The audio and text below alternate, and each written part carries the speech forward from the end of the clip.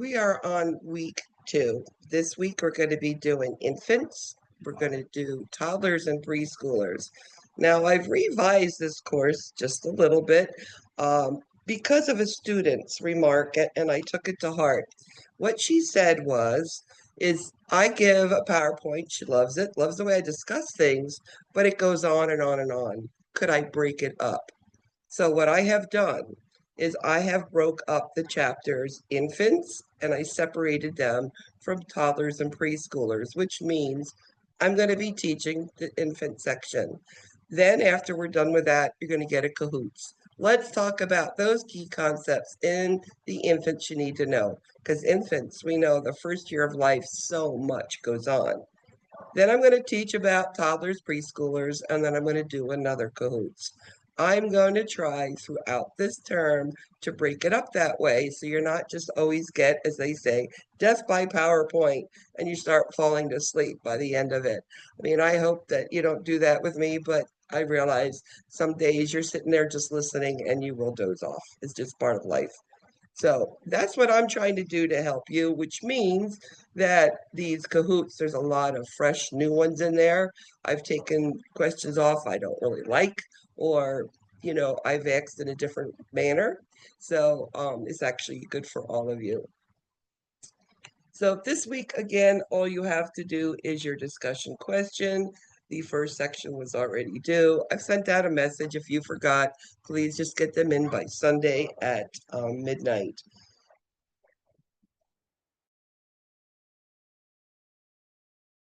Questions. I do put some interesting information. In week 1, I talk about what's an ADPI, and I make it into words that are different.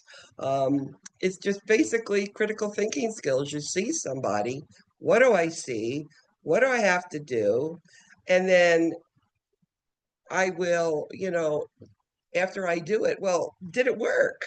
Did I give a breathing treatment? Now, are they breathing better? Did I give something for a fever? Is their fever down? It could be as simple as that. So ADPI is just the way that I write it there, just to try to help you think. Does anybody else have a hard time hearing me? Okay. Just making sure it's just one person, not a bunch.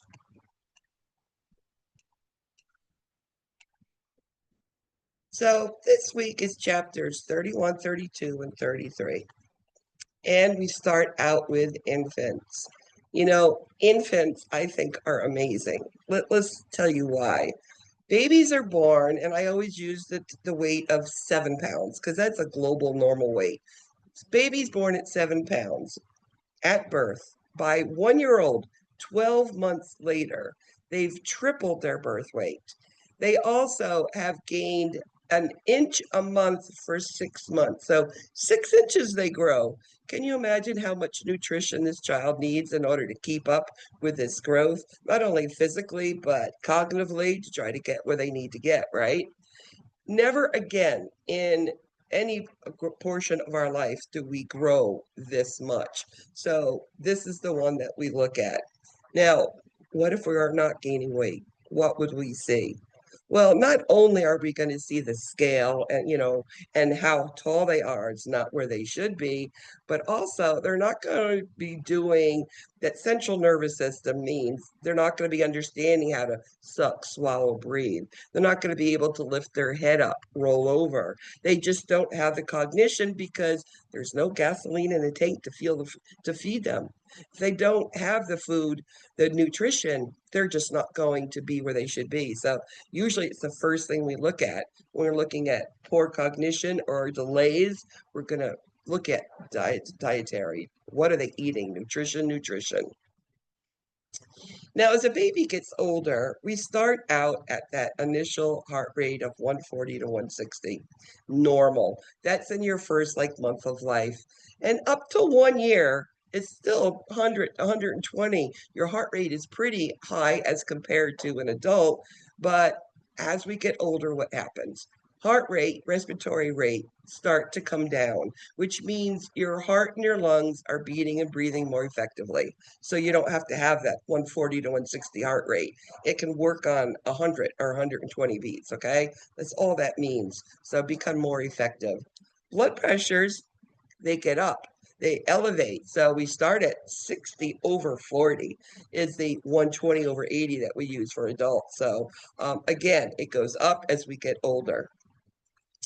Another thing that happens with children is mommy gives them everything at birth, gives them all their hemoglobin, their blood, their antigens, antibodies, all of this stuff is given. So mommy gives the baby a protection from many things at first, right? But babies don't start making their own immune system and they don't start making their own red blood cells till somewhere about 6 months. Now, mom's red blood cells, because it's what happens, they die.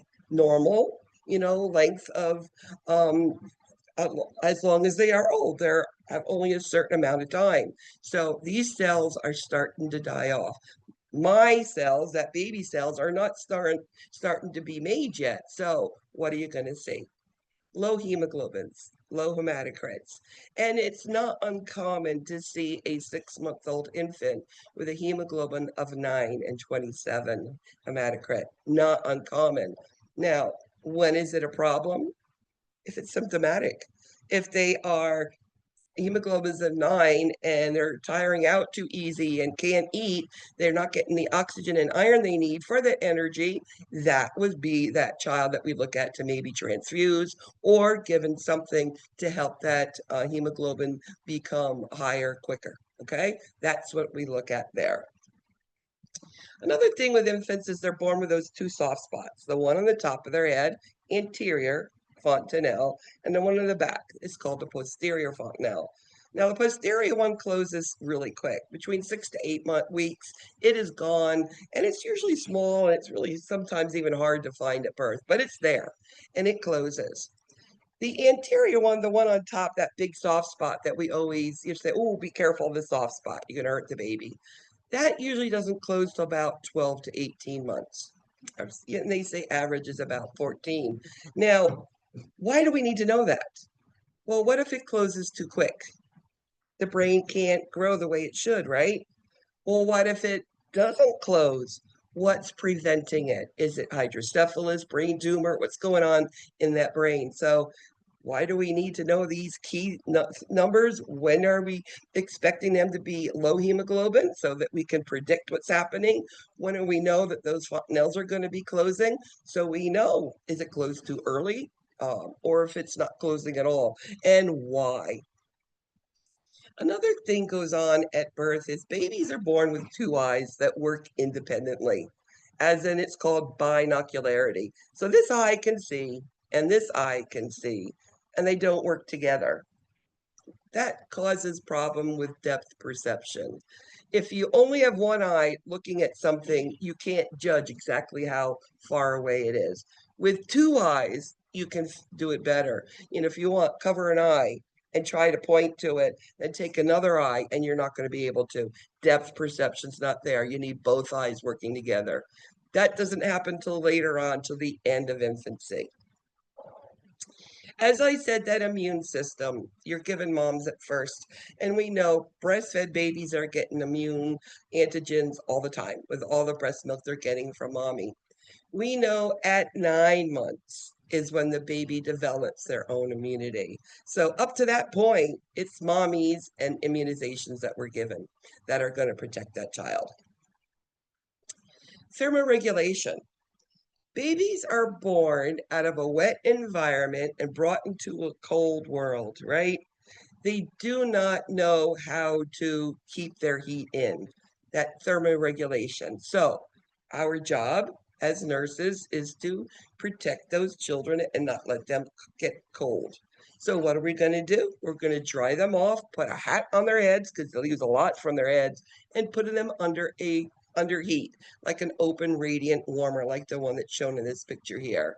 That can help them from that shivering, which is a loss of a lot of their calories, etc.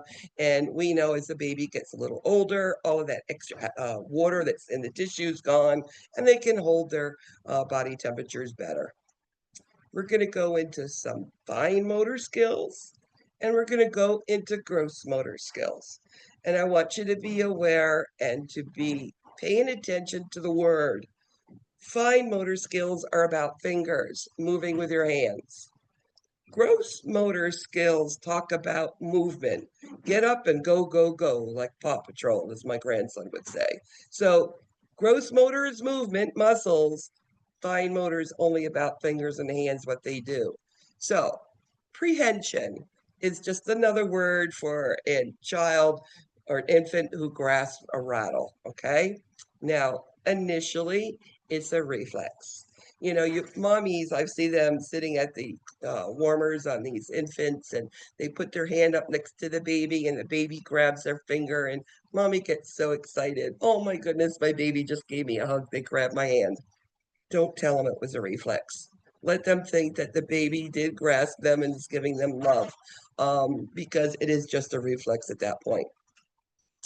And that's about 2 to 3 months. Somewhere after that, 4 or 5 months, it becomes a palmar grasp, but voluntary. So I've initially grabbed something, a finger or a rattle, and I sort of like that in my hand. It's usually the rattle I talk about. So they put it in their hand, and now they say, oh, I want that now. I know what it is. Now voluntarily they grab it. Well, about 7 months, they'll do it hand to hand. That's a hard function. They only knew how to put it in the one hand just because it was a reflex, and now they're doing it because they want to voluntarily, right? Then we get into what we call a pincer grasp. This is where you take and put like little soft, little tiny things on a high chair, and usually little Cheerios or those little puff things. And the baby will take their hands initially and just sort of smush like a couple in their mouth. It will end up from a crude pincer grasp, which is that smush, to a fine finger and thumb, just one at a time. And they just pick one up and they put it one at a time. That's by 10 months. At 11 months, they can take things out of containers. And by 1 year, they say building a block or a tower of 2 blocks. Now, it could be 3 blocks. It could happen 10 months. It could happen earlier, later. But again, as long as they're moving forward, that's what we look at. Again, that's the test tube. Now, gross motor skills.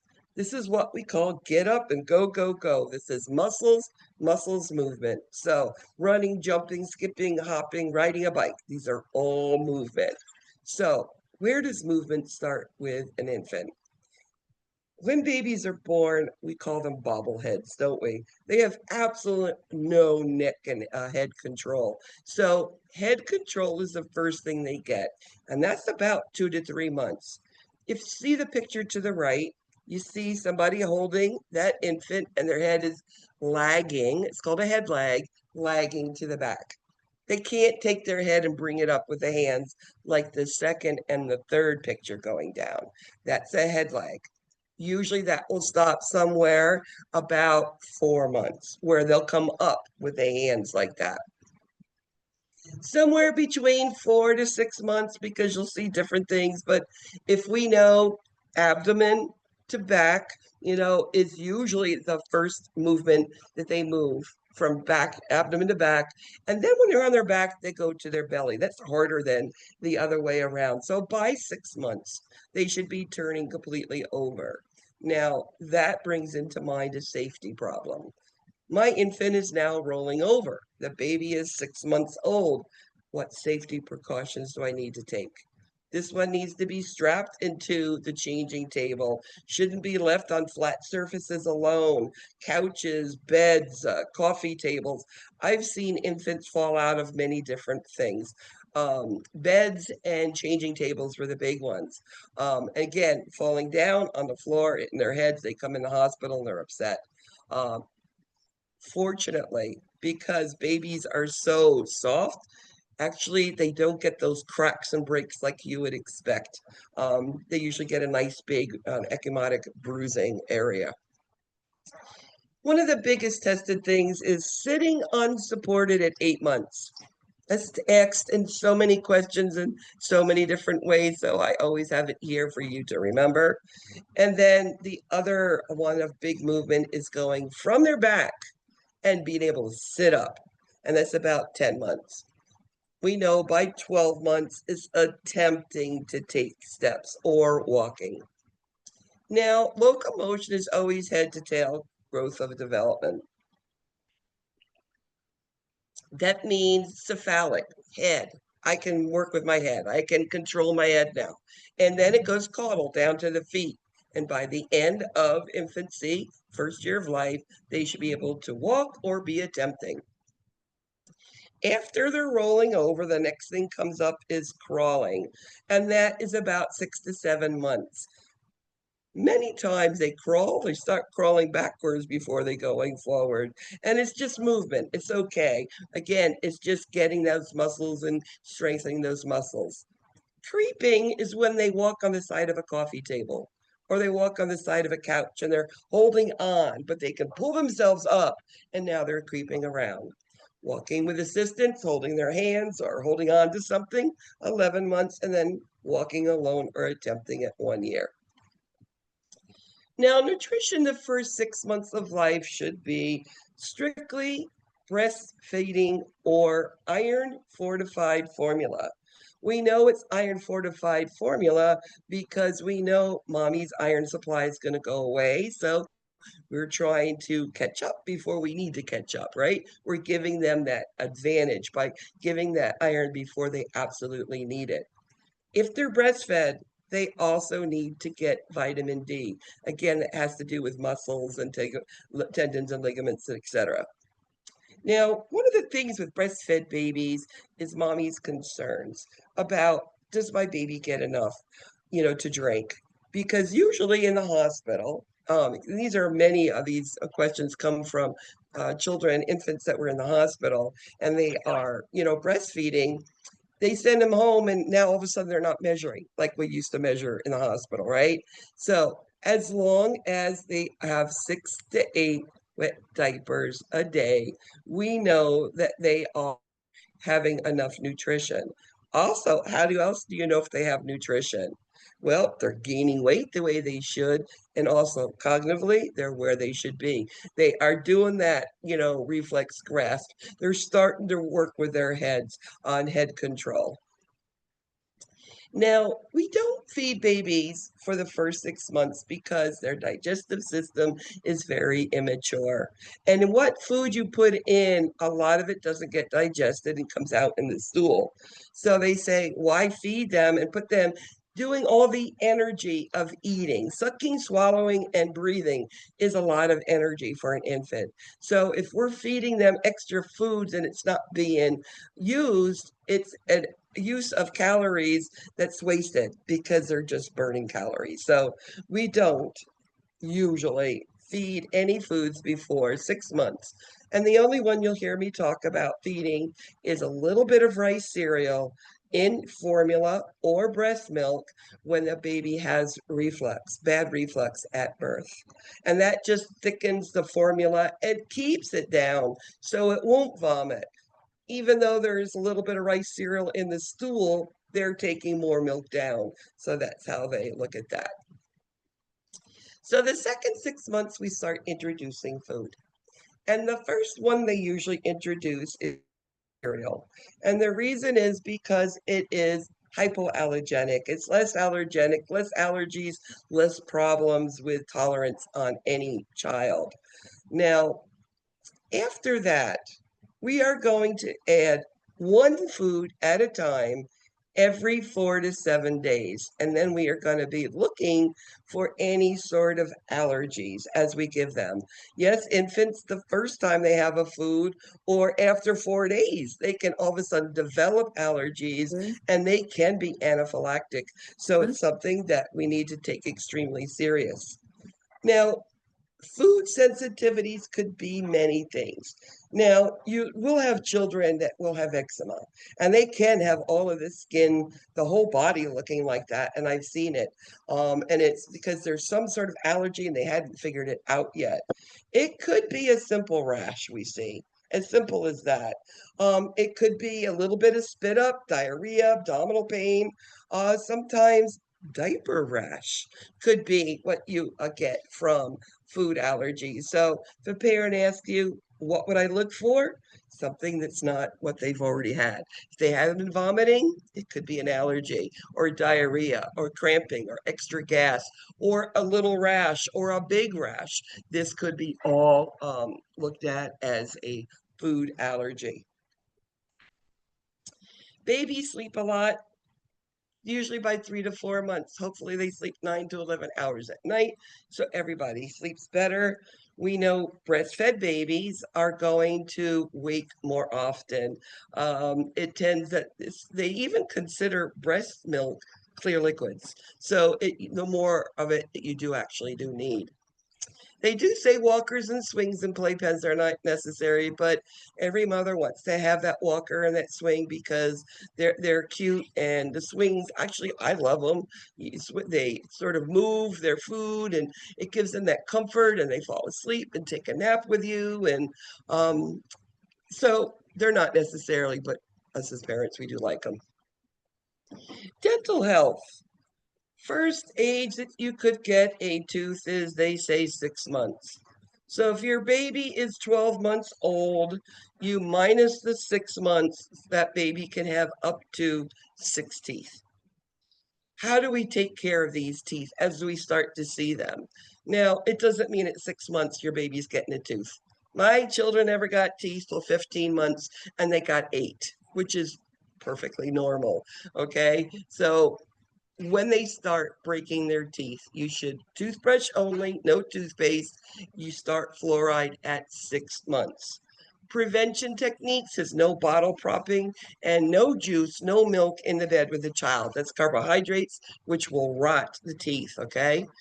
And another thing they say for comfort in the bed at night, give them a pacifier. So they're getting that comfort by that oral, that sucking that they need, but they're not rotting their teeth with the sugar of the formula or juice. Now, immunizations. Immunizations are hard to understand when and how often do we give them, right? So as we go along this course, I'm going to tell you the ones that you need to know. Hepatitis B, first immunization given, usually in the hospital. Sometimes it's given at that 2-week checkup, and it usually has to do with insurance, with, getting the authorization type things, weird things with that. But Hep B, given at birth. We have a lot that are given at 2, 4, 6 months. No, that influenza is not given till they're 6 months old. Okay. And remember, things like varicella is a live vaccine, and you must do all of the precautions that you would do if the child is immunosuppressed. They don't get live vaccines, right? Or how about that child who's on steroids? That child is actually immunosuppressed. So you're not going to give that to the child who's immunosuppressed, the varicella, okay? Colic, absolute bad gas, and a kid cries a lot. It is a really difficult thing to treat. Usually it just goes away about 3 to 4 months after you've changed formulas and you've fed them different techniques and added on medicines. And all of a sudden, this kid all of a sudden doesn't cry as much from all of the gas. That position that mother has that child, and that's the colic position where you can rock them and try to get gas out. Some children sleep a lot and some children don't sleep at all, and it's a normal thing. And then there's something called failure to thrive. This is the child born at 7 pounds. It is now 6 months and they weigh 10 pounds. They are 4 pounds underweight, which is quite a significant amount when you're talking this child should only be weighing 14 pounds now. So, what would you do if this child is with failure to thrive? Well, first thing we want to do is look at nutrition. What are you feeding that child? How often? That's going to be your number one. Maybe that parent gives them extra juice or extra milk and doesn't give extra formula or breast milk. It could be something like that. Or it could be something neurological or in their gastrointestinal system. They do a big workup checking these children out, change the formula, do allergy testings, etc. Because all of these things could be metabolic, can cause problems with intolerance to the food. And that's usually what causes the failure to thrive. So positional plagiocephaly, good old plagiocephaly. This is really came into more of a light where they started because of Sid's death, putting children to sleep, back to sleep on their backs. And those are the programs that are out a lot in pediatrics, back to sleep. SIDS deaths are at high risk from ages birth to 1 year old, SIDS death. So what do we promote? Well, we promote for any nap, for any sleeping time, that they be placed on their back to go to sleep, not on their tummies. Now, parents will come and say, oh my goodness, the back of this child's head is flat. I don't want it hat. What can I do? I want to put a cute little bow on her hair, but her head's flat and I don't like it. Well, there's things that can be done. Infants' heads are actually very soft and malleable if you ever feel them. They're not hard and rigid. The bones haven't ossified as hard any yet. So just putting them on tummy time several times a day, you have eased the pressure off their head. Nothing's touching anything, and they're holding their head up, and they're giving that head a chance to mold out the way it should. Now, if it's a severe positional plagiocephaly due to a condition that in the hospital they couldn't be moved and were on their side of their head for weeks, which can happen with something like called ECMO, which is a like a heart-lung machine for breathing for infants. These children have a really flat head. This would be a child that would need what I call the helmet head, and it's a very soft, movable, pliable, and you put it on the head and it allows the head to be rounded out, of course, with tummy time also. And then what was asked early, with positional plagiocephaly and with tummy time, what is it good for? Well, it's good for the head, yes, but it's also good for muscles. What do they do in tummy time? They're looking for that object permanence toy, right? Where did that toy go? I want my little teddy. Where did it go? I'm going to start moving and I'm going to find it. Now, diaper dermatitis, diaper rash, probably one of the most difficult things to deal with, especially during the nighttime. If a baby has a bad diaper rash, it looks something like this. When you put them to bed, they're nice and dry. They, of course, are going to have to urinate or stool during the night, and it gets on this open area and it burns, and the kid cries. Kid wakes up, everybody wakes up. How do we treat it? Well, we're going to treat it, just wash it with water and soap, pat it dry, and keep it dry. That's basically it. Now, what causes dermatitis? Well, I've already said it could be food allergies, right? It also could be types of diapers. My children could not wear Pampers. My daughter's children can't wear Huggies, but can wear Pampers. When they wear the certain diaper, you could see exactly where the diaper sat on that perineal area. That could be one thing. It could be what cream. I loved A&D ointment. My daughter only can use Desitin ointment. I mean, what is it? How about body shampoos? Shampoos that we use, soap shampoos, all of those things, anything, creams, lotions, soaps, can all affect an infant. And it's when we see a change, think, what did you change? And go back, take it away, and you can usually figure out what caused it. Sometimes we get what we call cradle cap. It's called seborrheic dermatitis. It's just a flaky, dry scalp. And how do we treat it? Well, you're still going to wash it with normal soap and water. And then you're going to put some sort of oil, baby oil or moisturizer on it. And then with a very fine tooth comb or brush, just very gently, you're going to brush it. And you're going to repeat it until it goes away. It's not going to happen in one day. It'll be several days before it goes away. And we mentioned SIDS. So what are our risk factors? Again, its age is birth to 1 year old. That's SIDS death. Sometimes ethnicity can affect them. Male genders are higher than female of SIDS death. And nighttime is more than daytime's death, and your peak is about 2 to 4 months. Due to prone sleeping, it could be cigarette smoke, secondhand cigarette smoke. Could be overheating that baby, having them in too many clothes and blankets and whatnots. How about that child who just had a little mild upper respiratory infection? What happens in respiratory infections? Their nose gets clogged. Babies are obligatory nose breathers. So if they can't breathe in their nose, it's going to be harder to breathe and it could cause SIDS death. We know SIDS death are decreased with a child who has been breastfed. So it is recommended. It's not that every mother can breastfeed, because then it would be iron fortified formula. But the thing that breast milk does, it does help decrease the incidence of SIDS death. We know poor socioeconomic conditions, could be no air conditioner, no heat, pollution, and in those nice soft type of mattresses with toys and all those things should be there also. Now, sometimes children do this, what we call a choking event. I think it's the best way described. We call it an ALT or an apparent life-threatening event.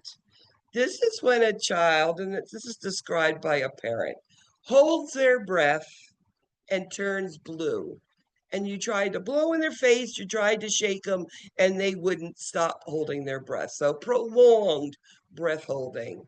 Now, it could be due to reflux, but it could be neurological. Something happens, like your first warning of maybe seizures on this child. So we will do, of course, the workup. And these children, for the first year of life, usually will be sent home on a apnea monitor. And these apnea monitors are very easy to use. It's just that little Velcro strap with two little probes. It monitors heart rate and respiratory rate. And the alarm is extremely ear piercing. So it should wake up the baby and the mother if their heart rate, respiratory rate goes where it shouldn't. Safety promotion in infancy, a lot of time has to do with just motor vehicle. Remember, infants are rear facing until they're 2 years old or 30 pounds. Parents should be taught CPR. I was very glad when my daughter had her child. She's about almost 9 years ago now, but they're offering infant CPR, which she did take. And I think that does help parents in case of choking episodes, etc., can know what to do. And then, of course, water safety. My firstborn at 8 months old took his walker and rolled right into the swimming pool. So, yes, water safety is very important. I was lucky, my husband heard it, heard a splash, ran out and picked him up and got him out of the water quickly, and nothing happened. But again, water safety, it happens, you close your eyes for a second. So Letitia is a breastfed infant being seen in a clinic for her 6-month checkup. The mother tells the nurse that Letitia recently began to suck her thumb. Which of the following is the best nursing intervention? So a 6-month-old sucking her thumb.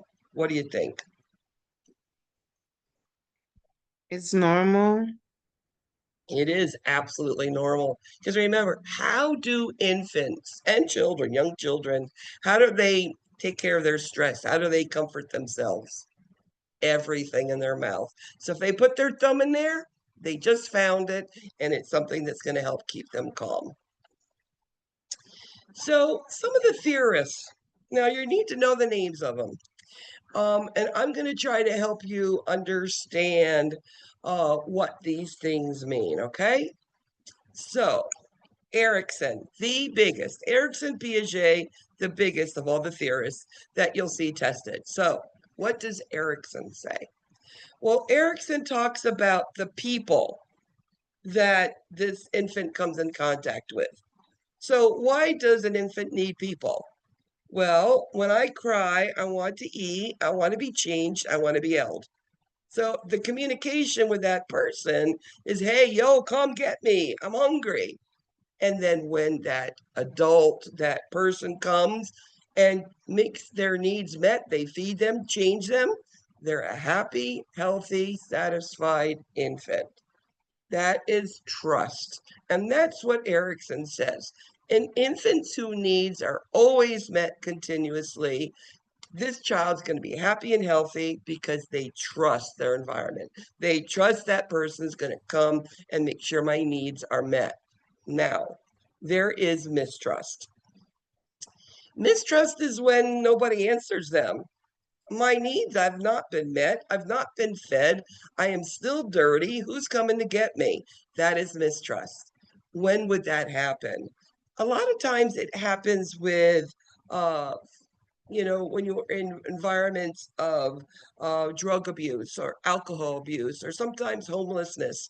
There are some situations that this will happen, and it is called mistrust. It can start, I'm mistrusting, so I'm going to do anything to get that attention. That narcissism, grasping, biting is like, I want attention, so I'm going to do something to make you pay attention to me. Now, Piaget is all about how to think. Remember, I told you the first thing a baby learns to do is breathe. Then they're taught to suck, swallow, and breathe, right? So then they get that reflex, and I grabbed that rattle. All of a sudden, I moved the rattle, it made a noise. So now I have, ooh, I like it in my hand, ooh, it made a noise. So next time I pick up the rattle, I'm gonna shake it because I like that noise. Well, then all of a sudden that rattle fell in my mouth now. This is the third or fourth time I picked up that rattle. And I like that because it's relieving my stress. So, what Piaget says, you learn from doing simple things and you build them up to more complicated. So, you've gone from a reflex grab a rattle into voluntary taking that rattle, putting it in the mouth, and then chewing on it, gnawing on it, because that gives you comfort. So, you start little and go big, okay? So Piaget, he calls different areas different words. Initially, what do infants and young toddlers do? This is up to age 2, right? They're all about the touch, the sense, their mouth, the ori, and the movement. Sensorimotor, simple, basic movement and touch of things, all right? And figuring things out. As we get older, that pre-operational, they say it's 2 through 7. This is now magical thinking. This is putting a broom and riding on it like a horsey. This is taking blocks and making them into cars and chasing the cars around, the blocks around. This is now all of that pre-operational there, okay? We'll go into the other two when we get there. I just wanted you to understand the difference with the infant, and now that's into your early toddler preschoolers. Now, body image. They're starting to know the difference between mom and other people. They know that they love their mouth. It's that stress reliever. And that's the time where that object permanence is acquired. They figured it out that, yes, you took my special little toy and you hid it, but I know it's there, so I'm going to go find it. And there it is. That's what object permanence is. Now, attachment. We know babies are certainly attached to mom or dad or grandma, whoever the caregiver is, right? That's part of it. Separation anxiety is when you have to leave that child with somebody for whatever, to babysit, to go to work, or, where they've got to start to get used to strangers, and that stranger fear. Stranger fear is sort of a play game. Now they're getting a little older. They're trying to figure out, ooh, who is that person who wants me? They don't know who you are yet. So this is sort of that peekaboo looking around that corner. And that's about at 9 months. Language in an infant starts with cooing and crying, and it goes onward up as they learn more. And play is the basis of everything. What do we do with our little babies, our infants during tummy time? We play. What does play do? It helps cognitively think. It helps muscles to be able to become stronger and move and to be able to do all those gross motor skills. So now let's go to our first codes. We're going to do infants, then we're going to come back and talk about toddler preschoolers.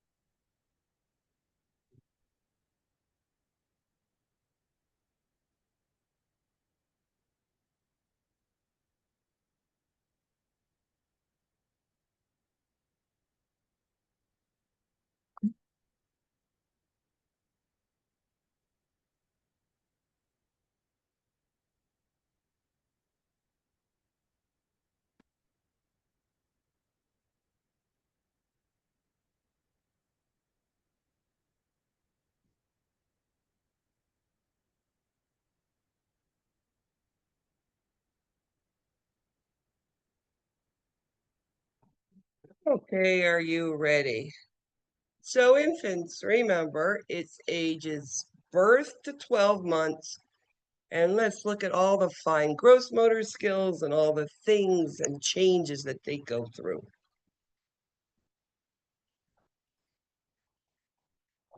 In general, an infant should triple their birth weight at blank ages, months of age.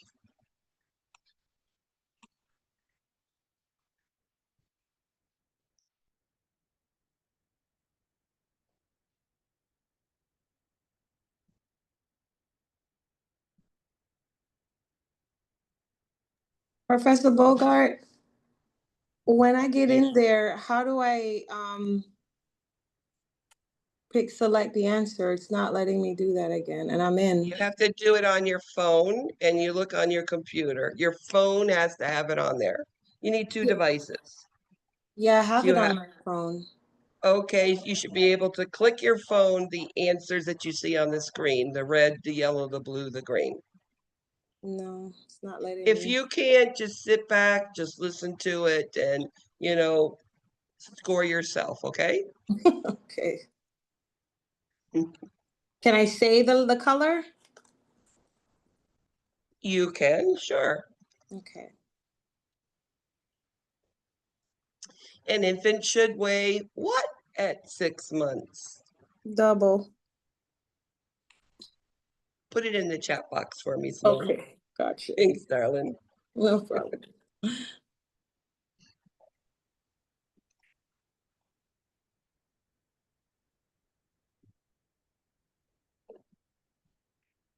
Very important. They double it at 6 months, they triple it at 12 months. And you know, when they quadruple their birth weight, 2.5 years old. So can you imagine that first year they've done 2.5 years worth of stuff that quick?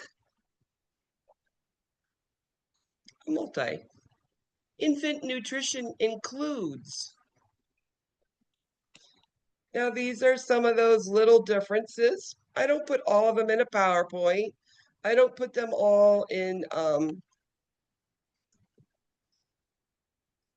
for, things. These are two little things that we look at with the nutrition. First one is no honey for the first year of life. There are some cultures, and I've seen it, where an infant does not stool, they're constipated. Grandma's going to say, give a little Cara syrup or give a little honey. They do not recommend it because is it sanitized, sterilized? How old is the honey? And there's so many ifs, ands on it, they do not recommend it for the first year. Some books even say 2 years, okay? But our book says 1 year, okay?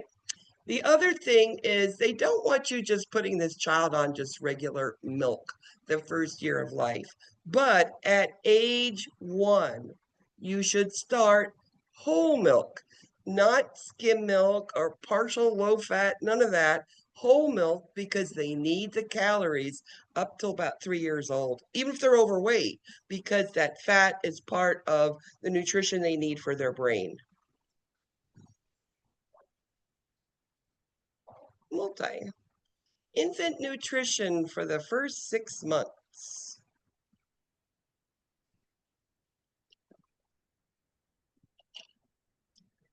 What are the things that we can give them? I mean, we know human breast milk is the most ideal. It doesn't mean every mother has the ability to do that. So human breast milk or iron fortified formula. Do you need DHA? I mean, that's not what we were looking at. It's the iron fortified and lactose free. You can have lactose free iron fortified formula. So again, it's just breast milk and iron fortified formula. A multi. Nursing interventions for an infant include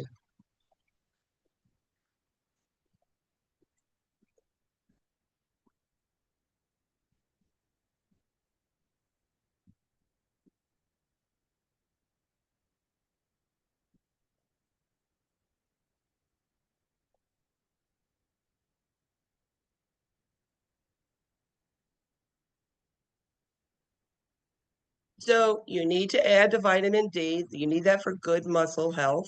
Again, that formula has to be iron fortified because they're losing mommy's blood cells, which is red blood cells is iron, and we need that for that strength. And it is one solid food at a time for 4 to 7 days, and then you could add a new food. An 8-month-old infant should be expected to perform which fine motor skills? What are fine motor skills?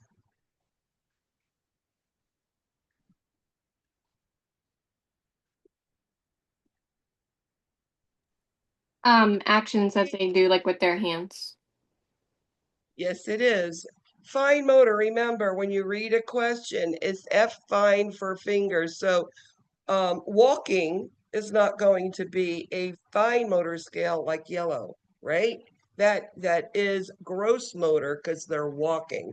So again, when you read questions, I want you to be aware of fine or gross motor. So at 8 months, they should be able to grasp it, and they're into that crude. I want to get those Cheerios and the good stuff in my face quickly, so I smush them in with a crude pincer, and pretty soon it's going to be that really, really fine pincer. Which of the following is an example of fine motor skills in infants? Fine motor skills in infants.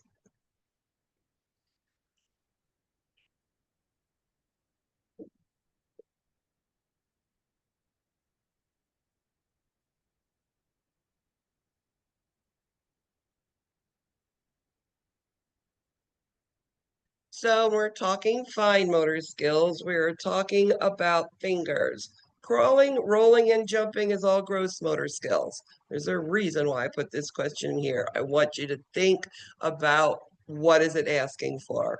So grasping small object with thumb and forefinger, and that's absolutely a fine, whether it's crude or it's a fine motor skill. Which is the correct order for development for gross motor skills in infants?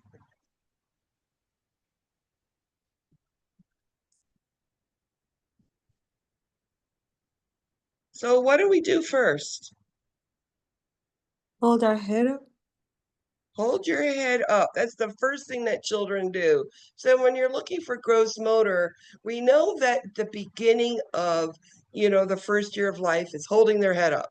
And the end of gross motor skills is I'm going to be walking or attempting. So it's figuring out where all that gross motor skills go in the in between. So hold their head, roll over, then they're holding their head sitting now, and they're going to stand with help and standing up and attempting to walk, etc. At what age can an infant typically sit unsupported?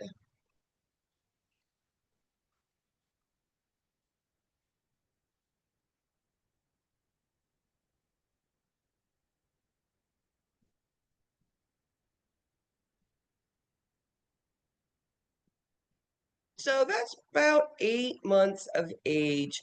Um, some of the children go directly from rolling and sitting, and some kids never sit, they stand right away. But questions are going to be related at 8 months. This is absolutely unsupported sitting. You're going to see questions with it. So, at what age does an infant typically start rolling over? And I ask this question because now you're going to be worried about safety issues. And it'll be some of the safety teaching that you need to do with your parent. And I've had to teach my daughter, your kid's 5 months old, he's rolling now, he's going to roll on his head. So at 5 months is the beginning, and that's typically the beginning. 3 months is way too early for any child to roll. An infant's head circumference is,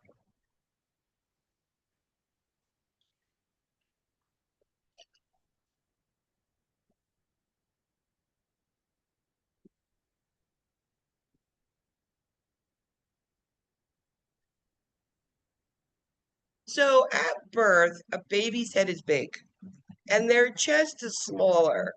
And we take this, we're looking at it as comparison as they get older.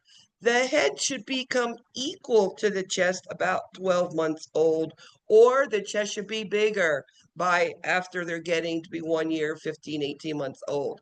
And we use that as a correlation because heads are these big heads at birth with no head control, and then they start to become more proportioned to the body, and then the chest is bigger and stronger to hold it.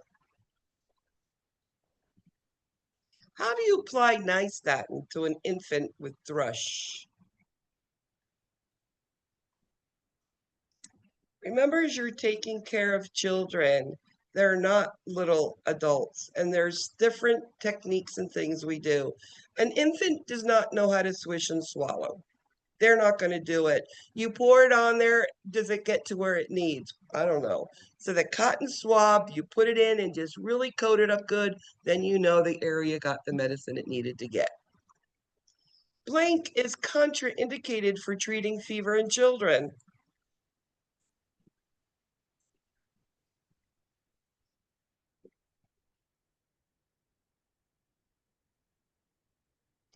You never, ever, ever give aspirin to children for a fever on a routine. In week 5, you're going to hear one diagnosis in children that you'll be giving aspirin to, and it's called Kawasaki.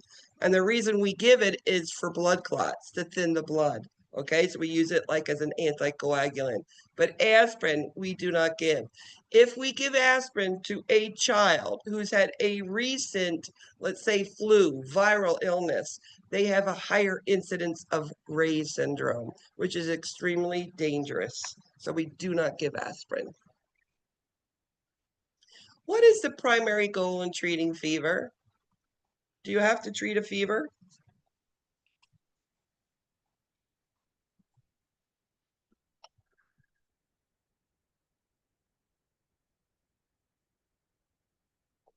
So when you're doing this fever and you're giving them Tylenol or Motrin, especially to children, when their fever comes down, they feel better. What do they do when they're better? They drink more fluids and they're going to eat.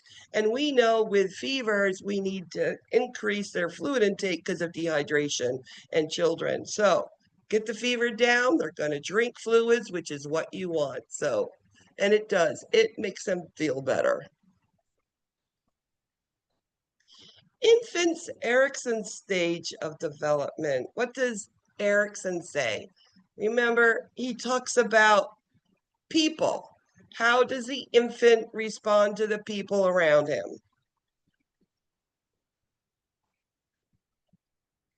And it is trust versus mistrust. Very good.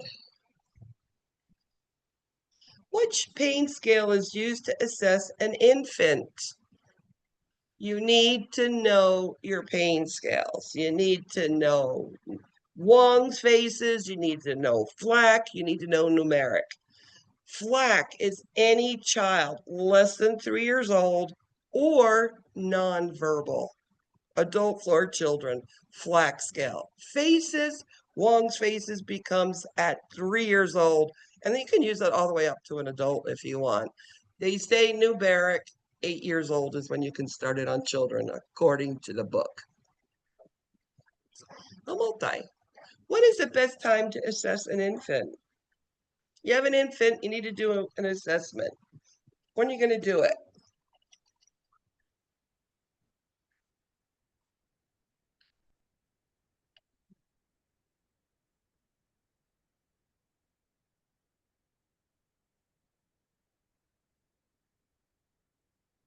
So, best time to assess an infant is when they're happy and quiet and contented. So, if they're sleeping, you can get to that child, you can listen to breath sounds, heart sounds, and you'll be able to hear them properly. If not, infants are always moving and cooing and making noise, and it's more difficult to listen to them. Another way is when they're happy is when they're in mother's arms, just holding them and quiet and contented. You can assess them there also. It's the best time is those 2 times. During mealtime, not as much. Where should you place a car seat for an infant under the age of 1?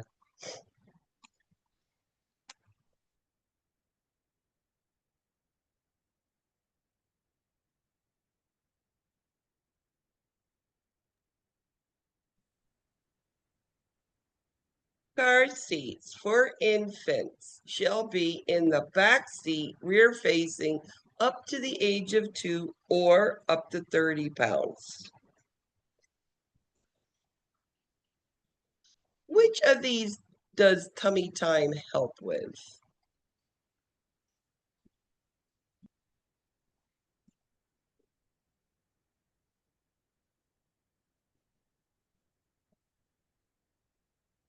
Tummy times, that good old head, it will take care of it, and it helps with that coordination and development of their muscles.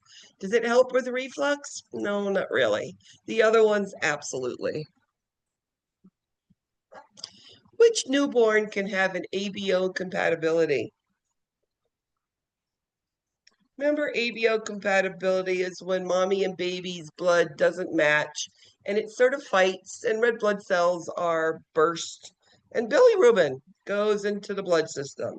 Has to do with the immature liver, and it can be extremely dangerous. So, when a mom's O and baby's A is when it usually occurs. So, what is our concern about ABO compatibility? It's not getting those bilirubin levels up high. So, yes, we can treat them with Billy lights, cover their eyes, put them on their Billy lights.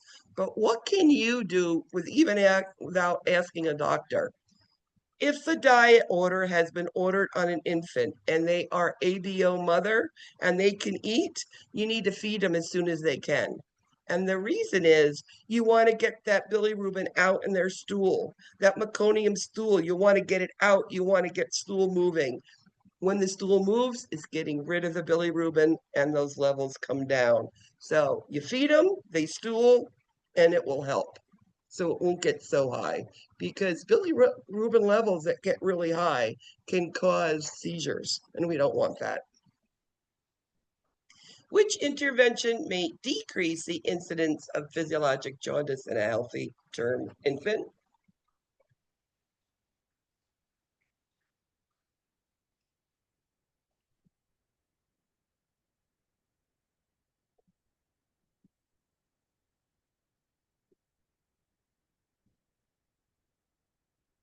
So basically, early intervention is feeding them. And again, that just gets it moving and passes it out. Putting them by a window, no, we're not going to do that initially. That's, this is not the healthy term infant that's just born um, at home. If they had some bilirubin, they might tell you to do that, but it's not going to be that initial treatment of it. An infant is NPO due to their medical condition. What is important to remember? This baby can't eat. So what is this baby missing?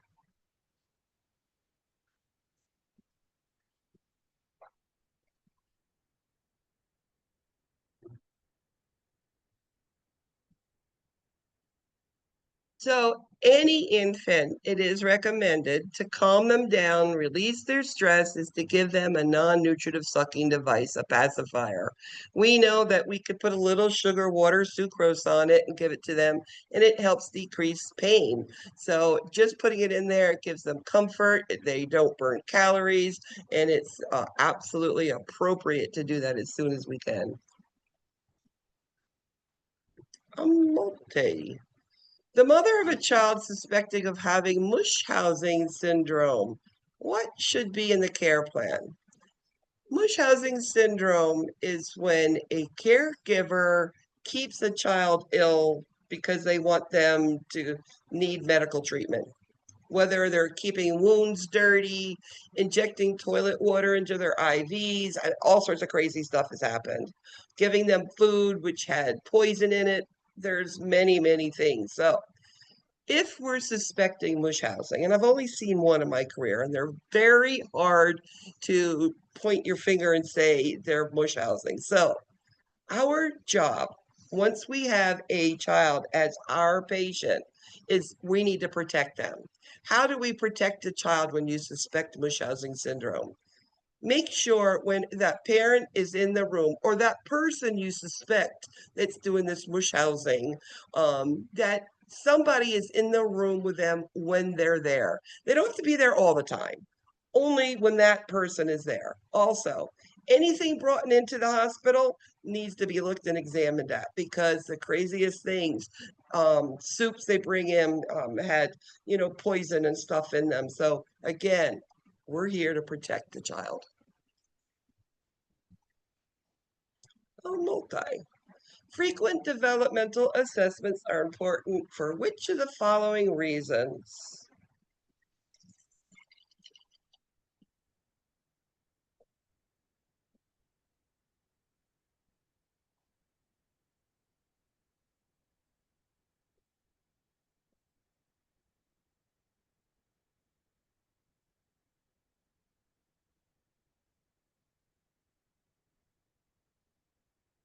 So why do we do developmental assessments? Well, we're trying to make sure that this infant is doing all the things that they should and are the best of what they can be, whether it is eating, whether it's movements, whether it is, fine motor skills, gross motor skills. Are we gaining weight? These are important because once we identify these, we can do an early intervention, speech, physical, occupational therapy, and we can get them back on track very, very quickly. And it's amazing. Children are resilient. Once you give them that opportunity to learn, whether it's speech, my first two grandsons at age 2 were both in speech. By the time 6 months went away, you couldn't shut these children up. I mean, they started talking like crazy. Children who could barely speak are now talking and talking and talking. And that's what these early intervention things are made to do. Moros or startle reflex, what is that? There are several reflexes you need to know for children. This is one of them. Babinski is just like adults. That doesn't change. Moro reflex is when you walk in the room, slam the door, the baby goes, and their hands come up, their feet come up, and you'll see them, and you know that they've been shocked. Or you hit the crib and it jostled them. And the same thing, hands and feet go up like that. Morals or a startle reflex. You startled them. A multi. What are risk factors for SIDS?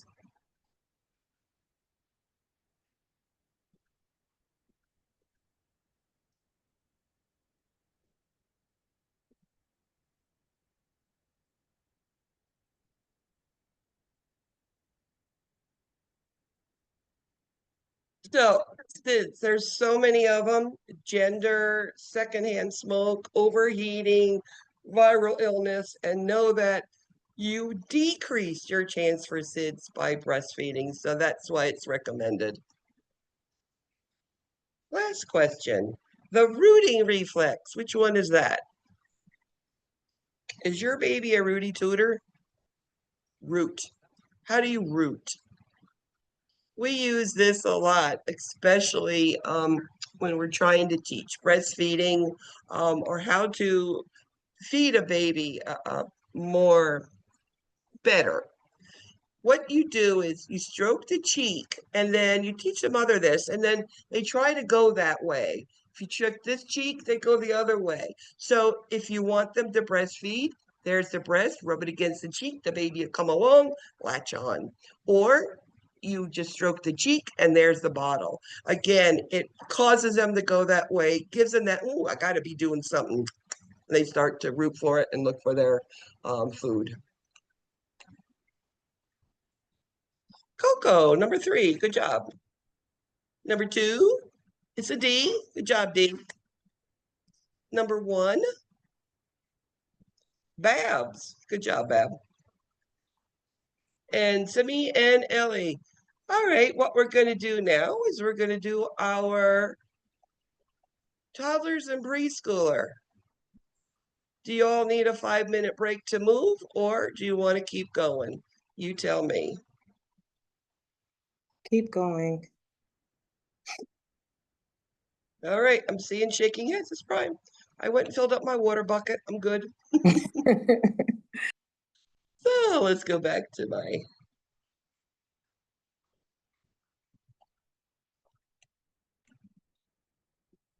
So here we go. Probably my favorite of all children to work with. It's the toddlers. They're the most difficult. They're the ones that are no, me, mine. I'm doing it. Very obstinate at times, but this is toddlers. It's just absolutely normal, that negativism that they go through. Ages 1 to 3. This is the terrible, terrible twos, right? You've heard of that. This is the time of intense environmental exploration. And I love Jerry Seinfeld's saying, having a 2-year-old is like having a blender without a lid and turning it on. They are everywhere, all the way, all at once, and you can't keep up with them. So we need to be really monitoring their environment quite a bit, because these children, they get into everything, watching small types of safety stuff, small toys, everything in the mouth, looking for it. And again, this is that temper tantrum, obstinacy, negativism. This is the one who'll sit in the grocery store, go on the floor, and me, mine, I want. Temper tantrum. Now, we saw a heck of a lot of growth in that first year of life, didn't we? Well, now you have 3 years of life, and the weight now has slowed way down. As I said, at 1 year, you've tripled birth weight. It takes another year and a half to triple again, to quadruple. So it's a lot of time. So the amount of weight gain slows down and the height slows down. So it's still steady gaining weight, still getting height, but it's all slower. Children, again, starts with that food problem where they don't like to eat a lot of things. As I said, head circumference is usually equal now, especially about 12 months, 15, 18 months, they're equal or more. And by 2, your child is actually half the adult height. Body systems become more and more mature. We know that this is potty training time, so we're going to be able to start with that. We know we're going to start with bladder training. It's going to be after bowel training. They feel the stool first. They feel it there, so they're able to control it more. The bladder, they don't feel it like they do the bladder, so it's always bowel first. During the age of toddlers, intense exploration is the ages of upper respiratories, ear infections, tonsillitis, because what do toddlers do all day long? They play. And what they're playing, what are they doing with the toys? It's in the mouth. They're swapping spit with all of the people who are playing next to them in daycare, right? Normal is what they're going to do. They're basically getting their bodies ready for going to school and having that antigens and antibodies built up, so they're not going to be as sick as much. We know their body temperature. Well, we control that now. It's not like that newborn infant. And again, their elimination starts with their bowels. Now, as they're getting into toddlers, they get this refinement of coordination, both, hand and working with both hands, being able to move, being more coordinated, not as awkward and gawky as they get older. So they're going to have both hands working about 12 to 15 months. They're going to be throwing a ball, usually overhand, by 18 months. And again, being more coordinated as they get older and older. Their vision is pretty good. They're not with that depth perception as bad as that young child. Remember that we can't see with one eye, you need both to get there, but we know it still needs more time to develop. We know that this is the age, because of that lack of depth perception, they might reach, say, climb up a drawer of dresser, right? They're trying to get to the TV on top, and they're trying to get there, but when they reach it, their depth perception's off. And what happens is all increase of falls and danger because of this lack of coordination, because it's lack of depth perception. We're still not quite there. Toddlers are picky eaters. What do they like to eat? Chicken nuggets, macaroni cheese, apple juice. It seems to be like the toddler type of food, right? They are picky and they don't really want to try things. It's the smell, the appearance, the texture, they don't like it. But when you had your infant, whatever you put in their mouth, they loved and they ate, and it was good and they couldn't get enough. Then all of a sudden there are these toddlers, and now they're barely eating anything. And I know parents get concerned and worried, but the baby's not hardly eating anything and needs to eat more. Well, we know that as long as they're cognitively going in the right direction and they're gaining weight, it's enough.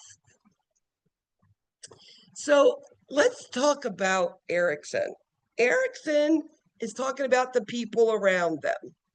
Well, autonomy. What's autonomy? Autonomy is when you want to do it yourself, right? And versus shame and doubt. So let's go autonomous. So toddlers, they want to explore. They want to feed themselves. They want to put their own clothes on, shoes on. They want to go to the potty by themselves. They want to do everything. Me, mine, automatically me, mine, I'm going to do it.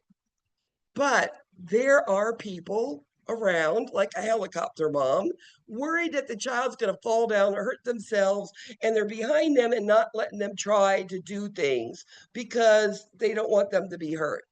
And this toddler gets the feelings of shame or doubt, as in, gee, I should have been able to do that. I don't understand. I'm going to do it. And they still don't understand those things. One of the things with toddlers, knowing that you need to let them try to do things as long as it doesn't hurt themselves, is we know that ritualism or schedules. Many parents put their child on, let's like a schedule. They wake up in the morning, they have breakfast, then they brush their teeth, get dressed for the day. They play, they go outside, they're with this.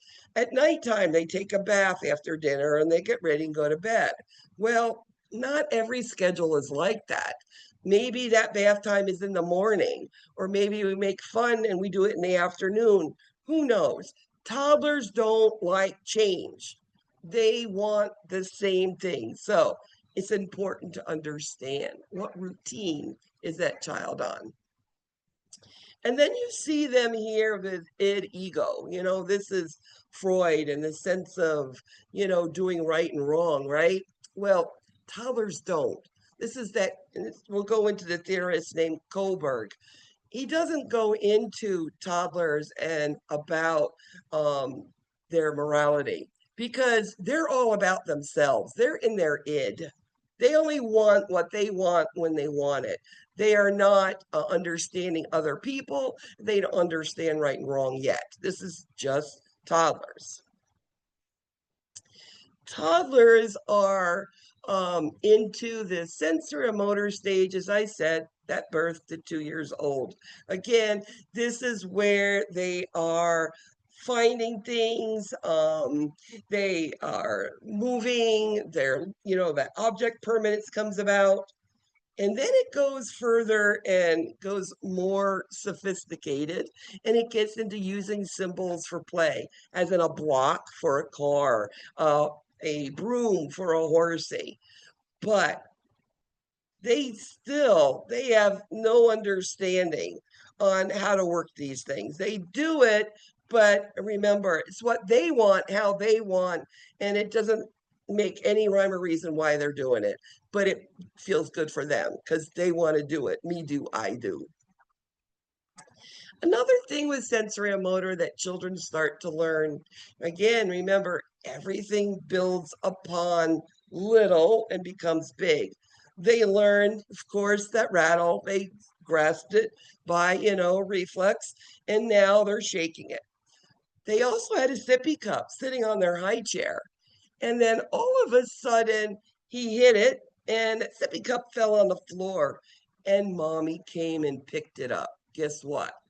They're going to do that again when they want mommy. Let's hit that sippy cup off. Mommy's going to come when I, hit it there. She'll be giving me back my cup soon. So again, it's that learning, it's that thinking. Again, all about what I want, how I want it. And if you see this on the right in the yellow area, shame and doubt, is that restrictive parent, the one that don't let kids do things without trying, and you refuse to let them perform tasks of which they probably are able to do. So again, it makes them, gee, can I do that? Mom's made me feel like maybe I can. Again, shame and doubt. There's going to be a lot of finding out about their bodies. Part of it is that sexual exploration. It's that play in house. Absolutely normal. Separation now, social development. They're starting to be with other people. They're able to get along with them. We know that some of the things that can help make it easier, like for instance, a toddler being admitted to a hospital. Number one, yes, you want to be on their routine, their rituals, right? But also these transitional objects. Now, my grandson that was living with me at the time through his toddlers, he had a blanket out of all of them that he only wanted that one. And he would only use that to go to sleep or a nap. And he had a little beanie baby that was a giraffe. And we called him Mr. Puppy. I don't know why. That's who it was. Those transitional objects, if they were with him, he was comfort. He was happy. He was not stressed because he had familiarity with them wherever he went. So again, transitional objects are important. Language by the end of 1 year should be 1-word sentence. It could be more, but that's the minimum. And by 2, it's multi-words.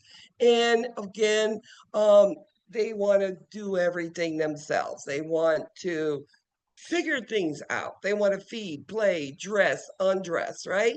And they're not taking no for an answer. They are saying, no, I'm not going to do that. No, me, mine, mine, mine. They just are starting to understand others, but they're not there yet. Play. What sort of play do toddlers play? Well, if it's me, mine, mine, they're not going to share. So this is parallel play because they want to do what they want. Now, they can sit next to somebody else, but they don't want to share. So parallel play is sitting, two or more children sitting next to each other, playing, but not sharing. And there is no goal there at all. And it could be any sort of play. Potty training, they have to have those 3 signs of readiness. Basically, they're holding their diapers wet, dry for 2 hours. So, they can hold that a little bit. Also, they'll be talking about it, trying to pull their pants down. There'll be things that you'll be seeing. Sibling rivalry is normal. Temper tantrums, what do you do when a child is having a moment? Well, there is a way to discipline, and we know that's going to be just 1 minute per every year of life, and we'll put them on that timeout. And that usually works for discipline, for maybe having too many temper tantrums, or they just need to listen to what you're talking about. We know that negativism, regression, is all part of toddlers and what they do. And children, when they all of a sudden you see them sucking a thumb that they haven't done for a long time, or being incontinent or bedwetting, this hasn't happened for a while. What's going on in that child's life? They're stressed. Something's happening to them. Nutrition. I told you this is the ages where they don't eat much, but they really don't need much. How would you know if a child was getting enough nutrition? Well, I've already said that you would be looking at cognitively, are they where they need to be, right? Or let's look at their height and weight. Are they growing the way that they should? So that can tell you what's going on if they're getting enough nutrition. Remember when we have children that are on special diets, like vegetarian diets, remember they might need different supplements. They might need different proteins in their diet. Remember, if that child's in the hospital who's a vegetarian, who just had a big abdominal surgery, they're going to need good protein in their diet for healing. And not all the time do you get all the good proteins. Or let's make sure we give extra protein, extra beans, extra, green veggies. Let's give them what they need, and let's anticipate those sort of stuff. If they're lactose intolerant, remember, we've still got to worry about calcium and vitamin D. They're not getting it with, their lactose, because of their lactose incontinence, okay? And again, during nutrition is, it's just holding on and being aware if they're gaining weight and they're looking good, they're eating enough food, because I know that was my husband's concern. He was like, he's not eating enough food. I'm like, he's eating more than enough. Dental health. So toddlers now are getting teeth. All their baby teeth will be in by age 6. So what do we need to do? Well, brush their teeth every day and floss.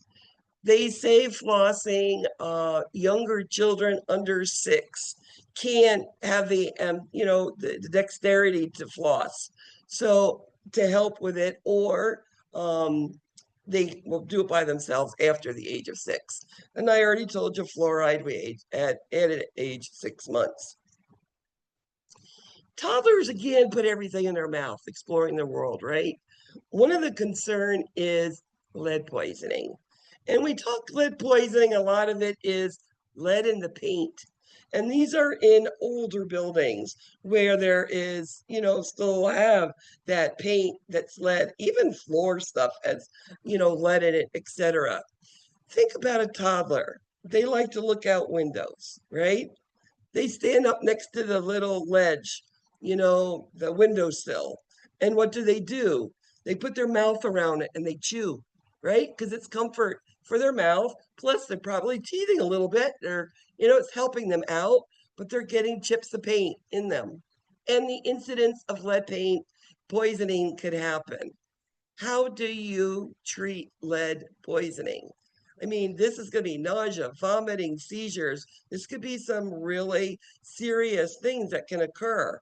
So there is medicine we can take, desferal, which is a chelation medicine, or there's a machine that looks like this one here, looks sort of like dialysis, but they only pull out the lead off the blood. You can take just a component off, and that can be used. Children like to put everything in their mouth, so what do they like to eat, like poisons? Well, number one is always those Flintstone vitamins. They love those vitamins.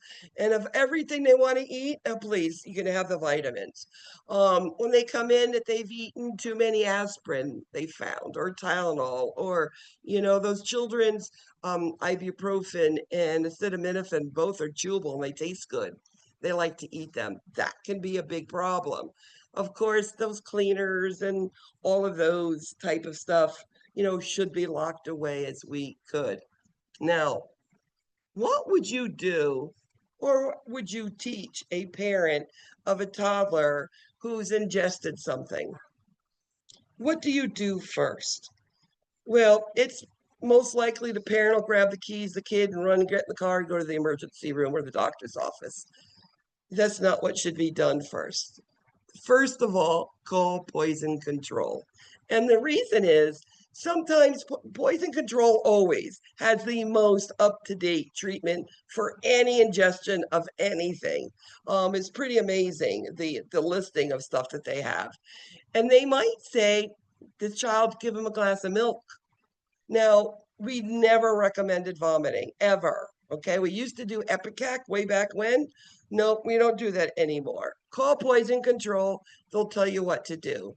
And what's great about poison control, because I worked a lot with them, because I did a lot of triage, they would always call us. Have you gotten patient Debbie blah, blah, blah in yet?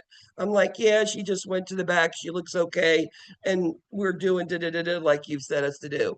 Okay, thank you. And they call back and they check what was the numbers on whether it's like rat poison, could be bleeding coagulopathies, because it will mess with the clotting factors. So again, poison control number one, and they will tell you whether we're going to vomit, whether we're going to give something to eat, or just rush them into the ER. Safety promotion, any small pieces would be part of this here, right? Aspiration, suffocation. Remember at age 2, they can turn around to front seat. Remember the shoulder harness, and remember to have, use blankets or whatever you need to do to snug them in tight so that they're really safe. In toddlers, there's an increasing worry about children being run over because they're more mobile, whether in parking lots or whether you're in your driveway. So making sure you hold the child's hand and they know to be careful, watch out. Drowning will always be there, burns, falls, aspiration, suffocation, anything. And I know toddlers, the biggest thing is you need to watch them as much as you can as they're out into everything, looking for something to put in their mouth. Car seats, there is an expiration date, but you can see by the labels on these car seats now, they don't recommend them over, old car seats. They don't recommend them at all. Should be a new car seat. There's all sorts of programs. Our children's hospital has these monthly programs, car seat safety. They can check your car seat, tell you if it's correct. And if it's not, they probably have one they can replace it for you so that you don't have to go out and buy a new one. A lot of them do those things. And again, it's back seat to their 2, shoulder strapped snugly, and they like that seat actually in the center of the car. We always put it on behind the passenger, right? So as you as the driver can watch the child. They're saying put it in the back, in the middle. So all sorts of fine motor stuff now. Now, preschoolers are similar to your toddlers. They're similar. They're not the same. These children are getting ready to go to school. Preschool, they say ages 3 to 5, 3 to 6. You'll see those numbers interchangeably. We know that we as parents and as nurses, we need to tell our parents that reading with these children every day can help, and then that promotes a really good positive attitude towards learning. The hardest part about going to school is being able to sit for longer periods of time, the attention spans, and it's also you're away from mom and grandma longer. Growth is still very slow.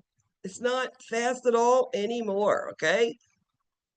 Gross motor, this is all movement, right? Walking, running, climbing, jumping. Fine motor is all about eye-hand muscle coordination. It is dressing, drawing, cutting with scissors, all of these with the hands. Now, Erickson and the preschooler. Preschoolers, they try to do things for you. They like to be helpers. But when they are yelled at for doing something they thought was right, it makes them feel guilt. Okay, so they have a sense of initiative. They want to do things. They want to be that helper.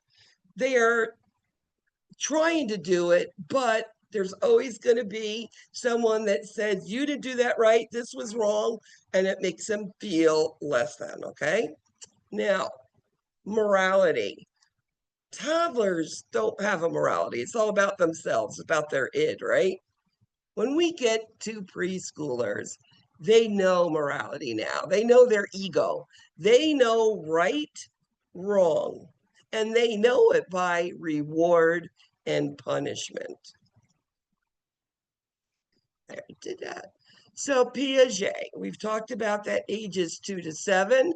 That's still a part of this, all right? It's still going forward where they're starting to talk more. They're starting to magical thinking. Ever sit next to a preschooler playing and listen to them talk to themselves and putting trucks in the air or dolls in the air and wands and making all these magical things happen? Well, that is so preschoolers, okay? They're starting to understand about time, but it's not about a clock. They don't understand 2 o'clock in the afternoon. They understand a concept of time attached to an event. After lunch, we're going to be going to the store. In the morning, when you wake up, we're getting ready to go to Disney. After playtime, your daddy's coming to get you. Do you see? It's time with an event. The problem with preschoolers is they're trying now to understand others and they don't get it yet. And again, that's part of their frustration. We describe morality in children with Kohlberg. We don't describe it before preschoolers with Kohlberg because they don't have morality yet, right? The toddlers are all about themselves, their id, me, mine. But preschoolers now starting to think about other people, and now they're starting to understand I can do something right, and that maybe good things will happen. If I do something wrong, somebody's going to give me pow or send me on timeout, right? So good, bad consequence for each. Their body image, they're starting to see the freckles, the hearing aids, the glasses. They're starting to see the dark skin, the light skin, the green skin, the yellow skin, whatever color. They're starting to see the differences, okay? They also are afraid of falling down or getting a boo-boo and blood coming out. It's like, I've got blood, and they feel, and the reason is they feel their insides is just going to completely come out. They have to put a finger on it, like put a cork in it on the dam, right? No, these children put a Band-Aid on it. This is the age of Band-Aids. And if you have a preschooler, you need to have Band-Aids, because you put a Band-Aid on a boo-boo and everything's all better. They're also afraid of things that go inside of them, whether it's a thermometer, okay? As simple as that. They find intrusive. Anything that touches them, involves them, and nurses, we are frightening. Spirituality is still known what the family has given them. This is about what the family knows and what they practice. Another thing about spirituality now, starting in preschoolers, is they got sick. They feel it was because they hit their sister yesterday, or they got a C on their test. They should have had an A, or they lied, or they didn't do something right. They feel it's a punishment for doing something wrong. So one of the things about preschoolers is, and they have these feelings. I would, and especially if they came in for some sort of injury, I would say, you didn't do anything wrong. It just happened, okay? You didn't do anything, and give them a hug, because these children really feel that they caused them to fall down, or their appendix to go bad, or, their sinuses to get full of mucus, whatever it is. Preschoolers, this is their belief. In preschooler, girls like to be with their daddies, and boys like to be with their mommies. Again, they're still talking about sex roles should be talked about with mom and dad. They're starting now to be more shy and modest, as in, they want to be left alone in a room to dress or change or undress or go to bathroom. And that's absolutely normal. Sexual explorations even more. They even want to figure that whatever more out. I mean, you might see children together in a room, exploring themselves, and it should be handled as, okay, come on, let's go, let's wash our hands, let's go get ready for, let's watch a movie, or whatever. Take the attention away from that sexual exploration. Don't make it a bad thing. Preschoolers are easier to be left somewhere. That separation anxiety is not as much as you would see in the toddlers. They still need mom there, dad there to help them and guide them along. They still don't know, how to keep themselves safe completely yet. I mean, toddlers, they needed more, but toddlers, they still need to be watched closely. Again, security through those familiar objects, transitional objects, actually can help with this child too. And play therapy. Sometimes in a hospital, an experience has happened where a child got scared and they don't want to go back to the x-ray room, or you see them getting nervous because they don't want to go back to physical therapy, or having an x-ray or a lab test. This therapy works through what scared them. What can I do to change it? Was it the tightness of a syringe, of the tourniquet, or was it the size of a machine? Again, play therapy can work with this. There are child life specialists that work with play therapy amazingly, and they can get to the root of what's creating all of this stress and tension. Their language is more and more and more, and it becomes more complex.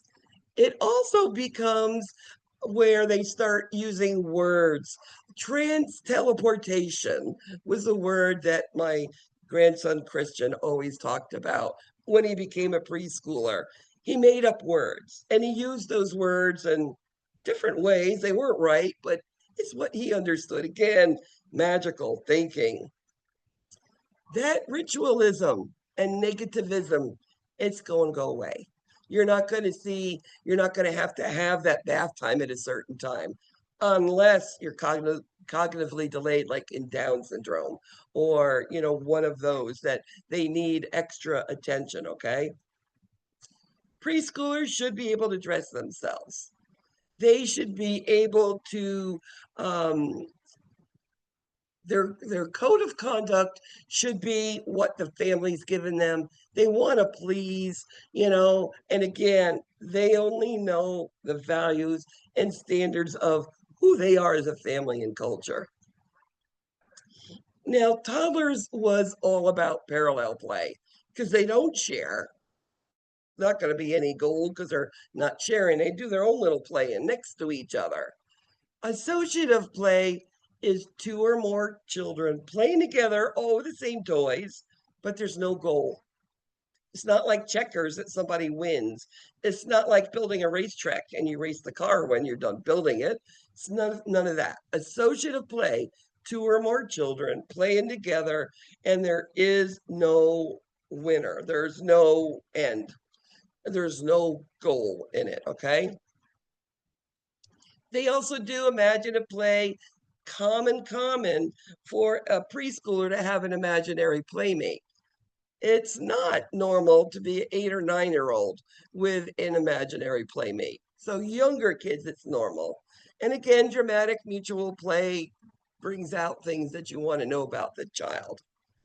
Now, sex education, they're going to start asking questions. And they're going to, what you need to know is, so what do you know about it? And that will give you the beginning point. They sometimes, the answer they want is simple. They don't need an in-depth, how does babies make them and born and all that. And they do need to know the information if they're asking it. They say you should use correct anatomic words.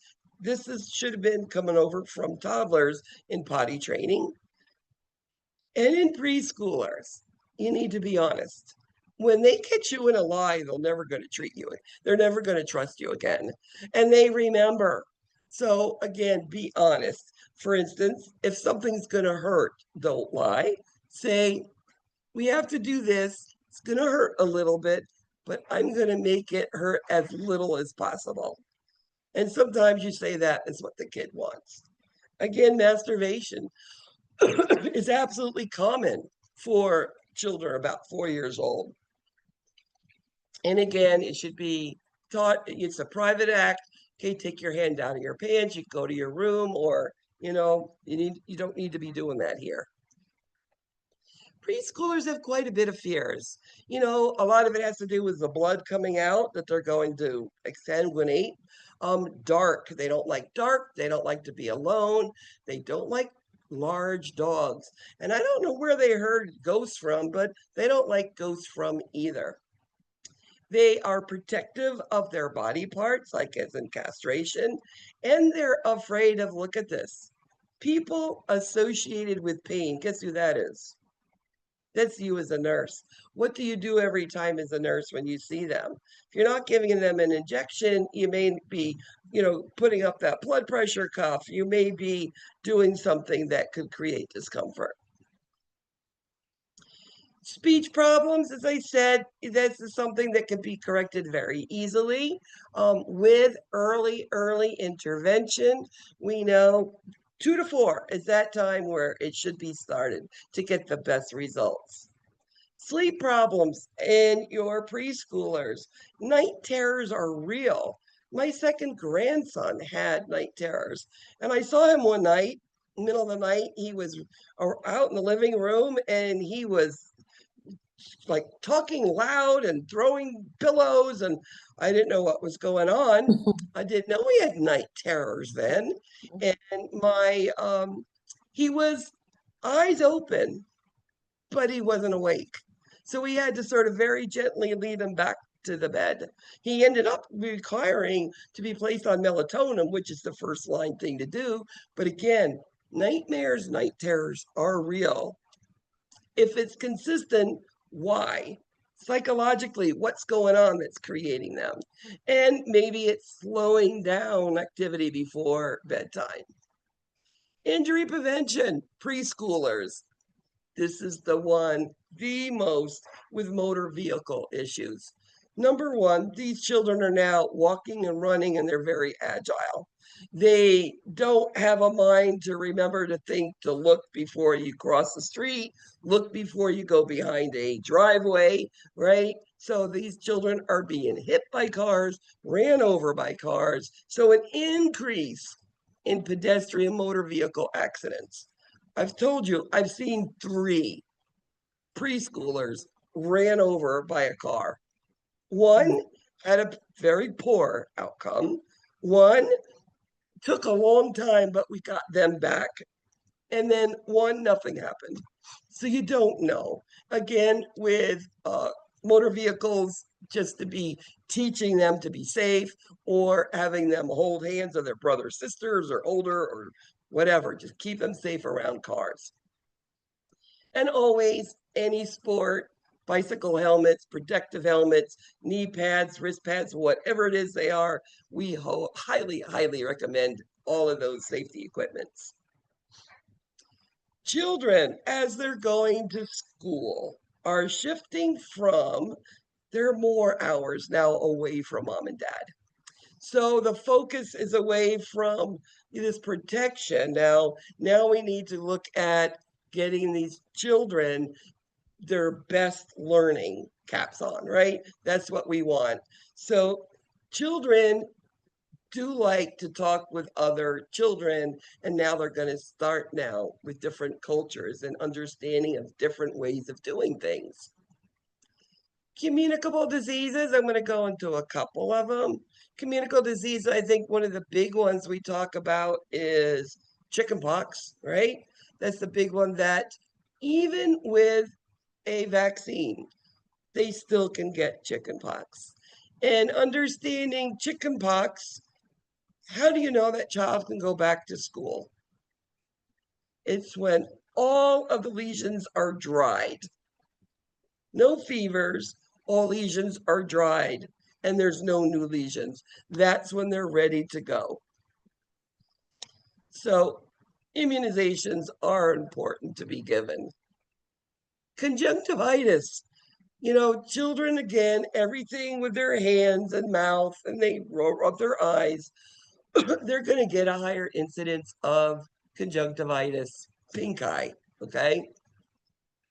What you do is you clean it, remove secretions, and put the antibiotic drops or cream ointment in it.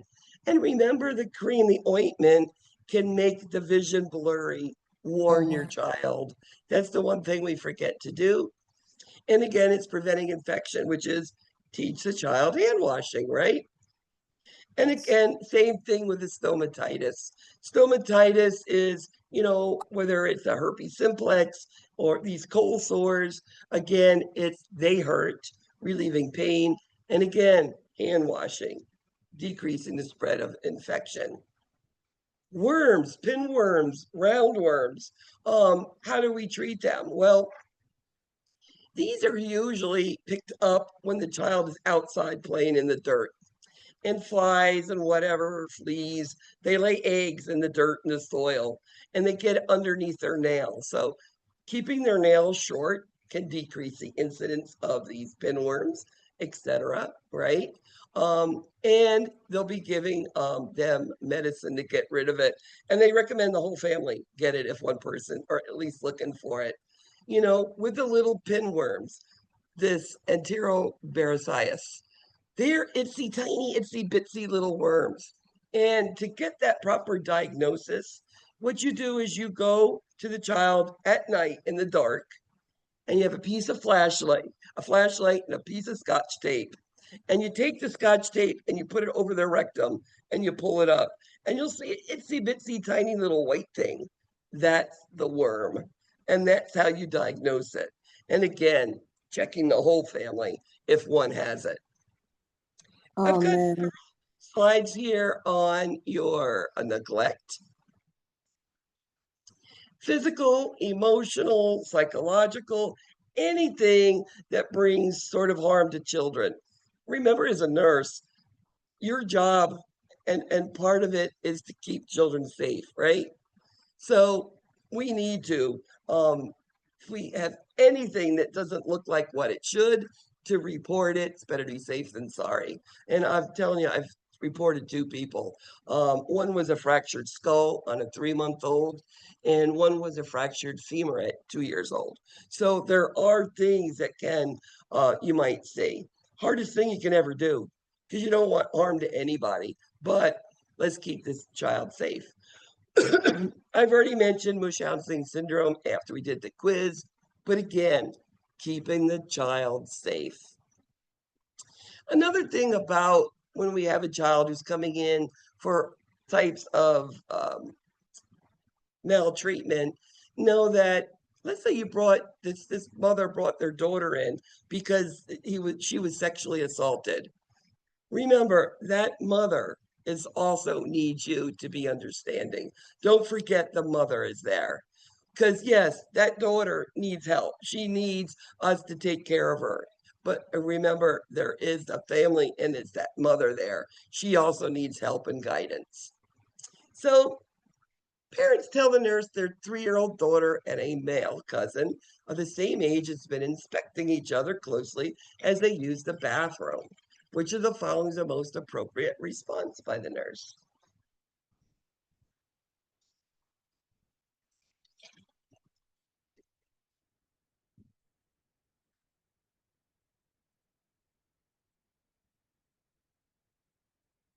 Isn't that normal? They're exploring their bodies. So what you do is you neither condone or condemn it. Come on, let's go. Let's wash your hands. Let's go out. Let's get a drink. Just bring the attention away from it. So let's go for our last coats.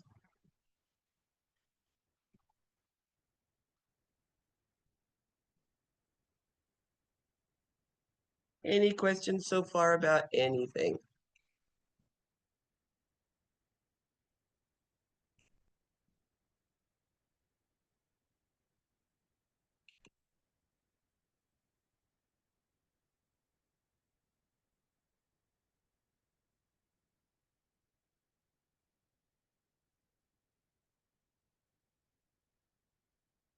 So if you go here with your camera and you click that little square box, it'll bring you right to Kahoot. Once you get it up on your screen, you should be able to look at your computer with the questions and the colors. And then on your cell phone, it should switch that you do whatever color, the yellow, the red, the green.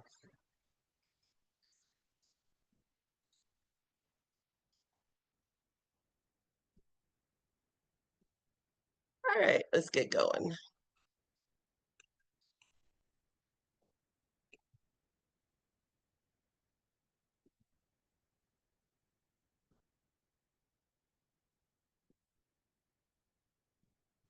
Types of play considered to be sense pleasure play.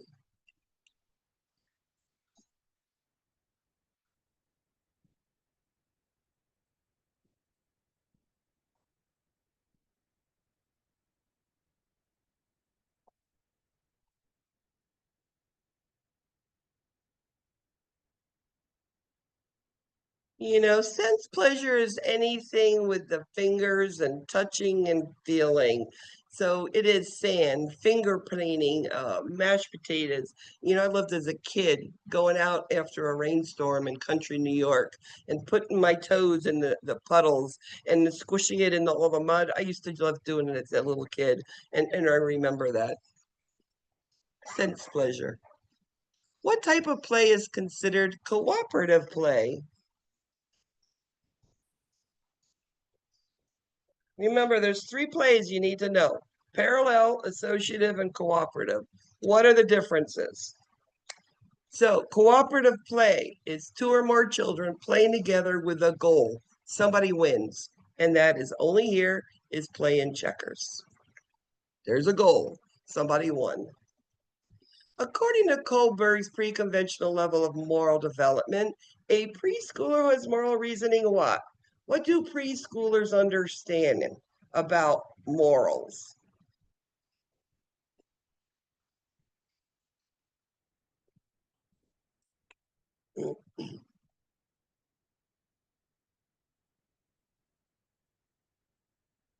So it's good and bad and a consequence, and bring it down to reward and punishment. Very good. School age children try to please. That's Kohlberg. School age pleasers. Which nursing action is appropriate to teach a preschool age child about a scheduled procedure? So this little girl needs to go in and get, let's say, a procedure, an x-ray that needed an IV. Remember, preschoolers, you teach them, they're happy. So use a doll to explain it. And don't forget, it must be on a developmental appropriate level. Is it appropriate for their brains? Can they understand you? Before performing a physical assessment on a toddler, the nurse should do what to encourage cooperation? Remember, toddlers are the most untrusting. They are the hardest, I think, to get, what you want from them. Although these are my favorite of all children. So, first of all, no contact at first, right? Minimal. Then you get down on their level, and then you utilize play and let them touch stuff on their level that they understand, okay? But it's physical contact you minimize, and then you get into playing. Now they're going to trust you. A 3-year-old child is having an outpatient procedure. How would you help this child to be less fearful?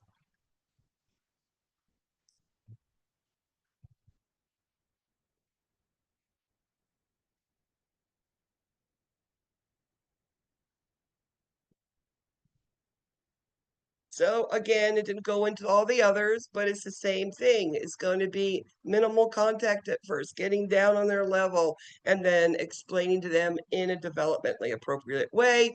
With a doll is great. You got a doll they can touch, they can feel, they can hold. That's perfect. Before assessing a 4-year-old child, which techniques would you use to approach this child?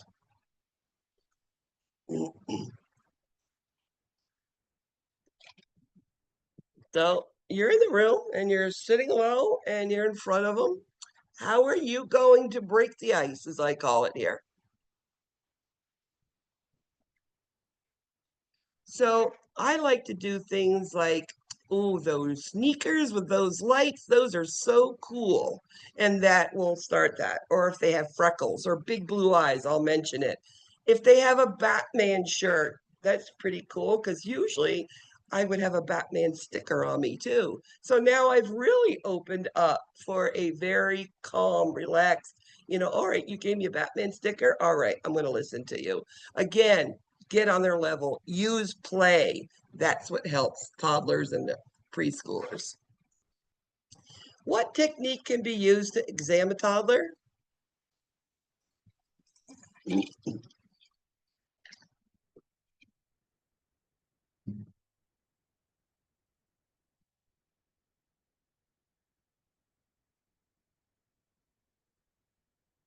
So again, toddlers make it all about play.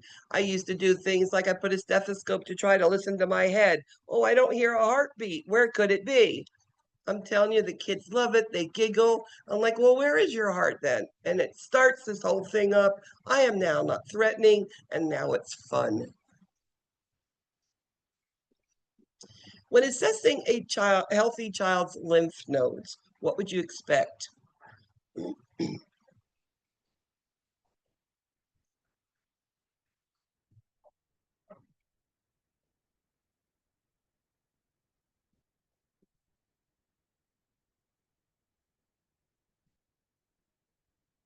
So if a child is healthy, not sick, no symptoms, you feel nothing. Nothing should be there. You only feel them when they are sick or have an infection. It's a lymph node. It's telling you it's fighting something.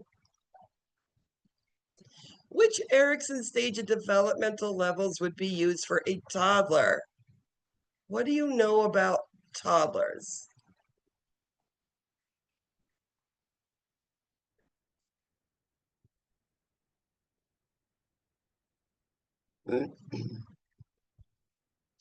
Toddlers want to do everything for themselves. Automatically, me, mine. So autonomy is toddlers. And of course, the shame and doubt is because you don't let them do everything. You need to at least try. Remember, trust is about an infant. I trust you're going to come feed me. Okay. What pain scale would you use on a 3.5-year-old child?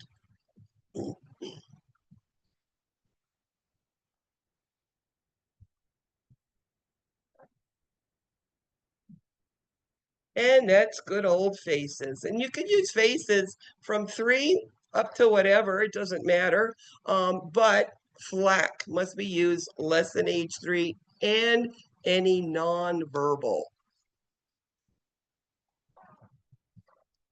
Multi. Erickson autonomy versus shame and doubt is used to describe toddlers. What does this mean?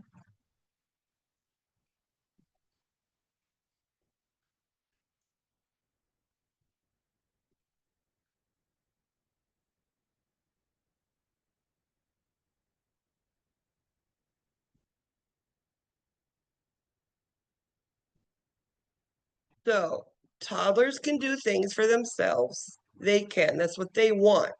Allowing the infant to try new things is they don't allow them, do they? And shame is when the parents do not allow that toddler to try new things. So they want to do it, and somebody's not letting them do it for them. So we should allow them to try, right?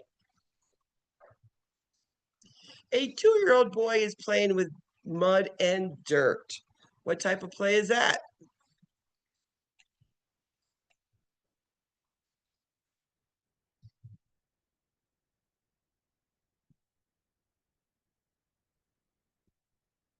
Again, that sense pleasure, anything with the hands and touch, even the toes, my good old mud.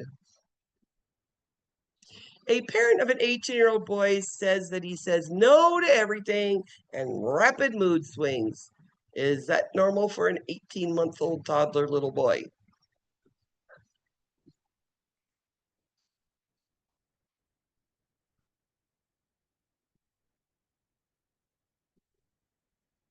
Absolutely normal. It's what we expect. What is descriptive of the preschoolers' understanding of time?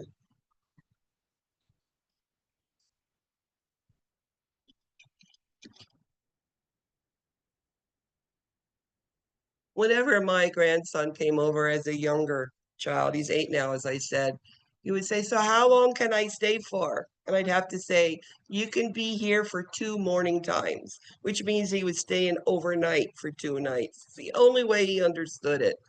Time and events. What age would most children could understand under, on top of, beside, in back of, over, around, next to, all of those good things?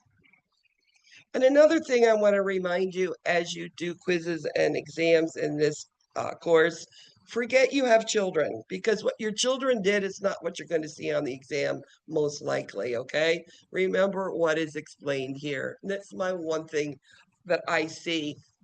Parents who, or my students who have multiple children don't do well on growth and development because they think of their children. So I'm just telling you, just remember what the book says, right? In terms of language and cognitive development, a 4-year-old child would be expected to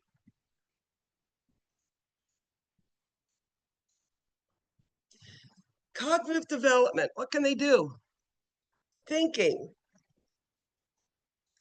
follow simple commands. Excellent.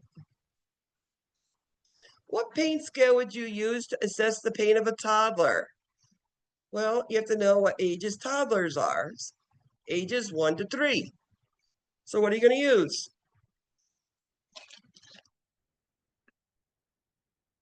And that's absolutely a FLAC scale. Multi.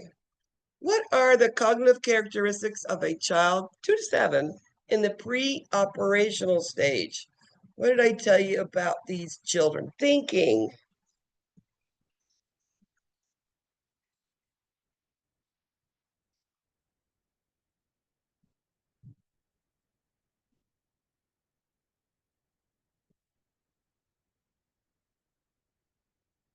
So the thinking of a child, and goes right into that preschooler, they're still unable to understand another's point of view. That's an important thing in this stage. They use those objects, the broom, the horse, the arms as an airplane, extremely imaginative, absolute magical is part of it. They're not logical till their adolescence.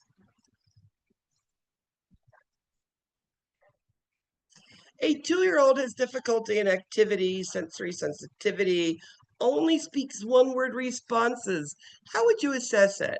Now, this slide here is just to talk about you have a child who's different. These are things that you know are not normal, and it needs to be assessed. So every hospital has different tools, different assessment tools. You need to figure what one might work here. And in this case, it looks like that sensory sensitivity and not speaking a lot, it could be autism. So it might be this name of this list. That's the only reason why I put it here is there are different lists that you may use according to where you are, what hospital it is. What fine motor skill is expected of a 4-year-old child? Fingers, right? Fine motor skills.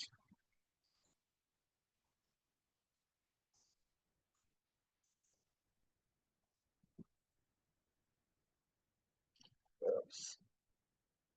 So fine motor skills. It's buttoning a shirt and it's tying the shoelaces. Can be. Shoelaces don't get tied till they're about 7. Okay, buttoning a shirt a 4-year-old can do. And walking using alternate feet is by age 2. A multi. What gross motor skills should a 4-year-old be able to do?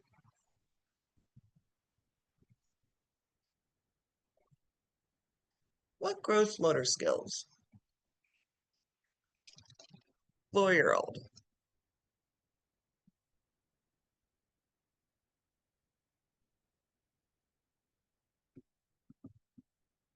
So by 4, as I said, they should walk up using both stairs by age 2. So hopping on 1 foot, yeah, they should be able to do that. Jumping rope, that's age 6. That's a little bit more.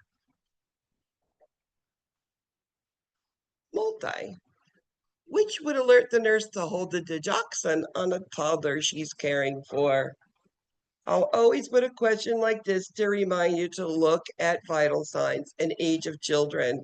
For instance, digoxin, you need to be concerned. What's the normal heart rate for the child, right?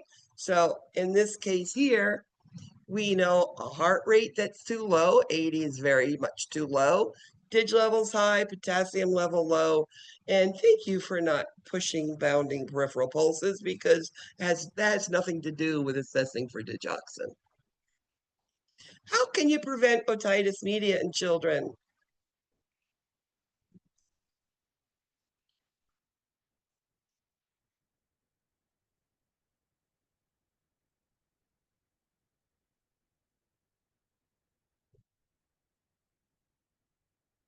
So otitis media, one of the biggest thing is to avoid any exposure. Smoke, secondhand smoke, big thing. Smoke, it's SIDS death, it's otitis media.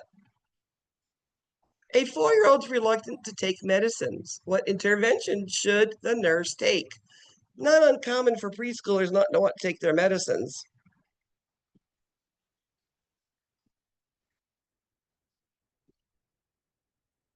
I think everybody wants to put it in their food, right?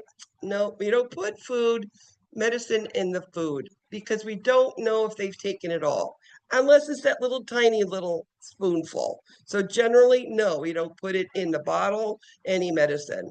Now, 4-year-olds, the straightforward would be, do you want me to put it in a cup? Do you want a pill? You want the orange liquid or the red liquid? Straightforward. These are your choices. What do you want? And you need to take it. That's the way it's recommended to give it.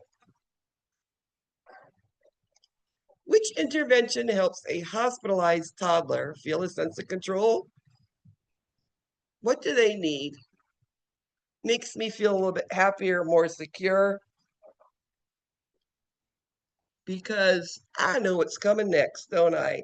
Follow normal routine, especially for like bath time. And especially if you have any age child, cognitively delayed, like with Down syndrome, bath time is important. They know it morning or night, whatever it is, you have to keep it that way. They don't understand. Oh, I'm not going to bed now, but I just took my shower and it was morning time. So that will confuse them. A multi. A child has been admitted with profuse diarrhea for 2 days. What would you expect? What would this promote in this child? Now, there was a HESI that had 4 acid-base questions in. So you're going to be getting some acid-base questions from me, because I want you to understand how easy it is to remember which one is which, okay? So when you have diarrhea, you are excreting alkaline from the enzymes that digested your food. So you're getting rid of all of your alkaline. What is left? Acid. So metabolic acidosis is left, all right? Now, if you're vomiting, you're getting rid of what? Gastric acid. So what is left? Alkaline. So that would be metabolic alkalosis. And when you're losing any fluid like that, urine, stool, whatever, vomiting, hypokalemia, we always look for. I hope that will help you. And last question, normal language skills for a 3-year-old child.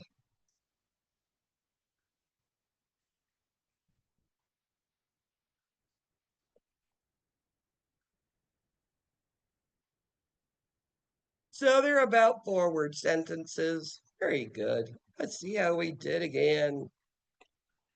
Eli, good job. Or Ellie. Diana, good job. Number 1.